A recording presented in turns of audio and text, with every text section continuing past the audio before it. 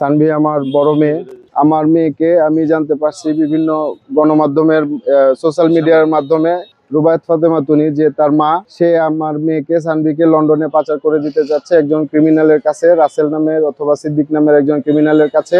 আমি এটা নিয়ে আন্দোলন করেছি এবং অনাপত্তি জানানোর কারণে সে আমার নামে একটা মিথ্যে এলিগেশন তার ভেরিফাইড ফেসবুকে পোস্ট করে। আমি এর তীব্র নিন্দা জানাই এবং আমি এর সঠিক বিচার আপনাদের মাধ্যমে, বাংলাদেশের জনগণের মাধ্যমে আইনের কাছে আমি এর সঠিক বিচার দাবি করছি। ভাই, ওরে আমি ছোটবেলা থেকে চিনি।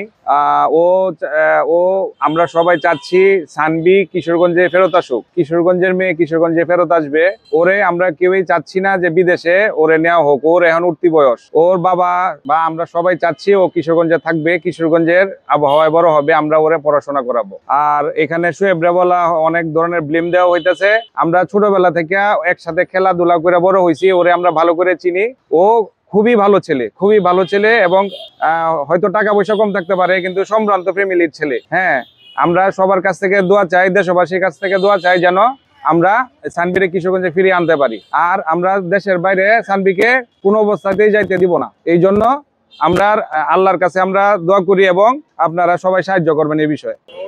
সানভি নামে আমাদের এক কন্যা সন্তান আছে, যার মার সাথে জনাব শুয়েবের বিবাহ বন্ধনে আবদ্ধ হওয়ার পরে তার জন্ম হয় প্রথম বিয়ে। সানভির মা শুয়েবের সাথে বিচ্ছেদ হয়। বিচ্ছেদ হওয়ার পরে যেহেতু বিবাহ বিচ্ছেদ হয়, যেহেতু বাচ্চা ছোট ছিল, সেই ক্ষেত্রে সানভিকে তার মার কাছে তার মায়ে নিয়ে যায় লালন পালনের জন্য। এখন আইনে যেটা আছে, উপযুক্ত জন হয় যখন প্রাপ্তবয়স্ক হয়, প্রাপ্তবয়স্ক হওয়ার কাছাকাছি সময়ে যখন সানভি এসেছে, ঠিক সেই মুহূর্তে ওই যে তার মা সেকেন্ড ম্যারেজ করলো, তার বাসায় সানভি থাকতো।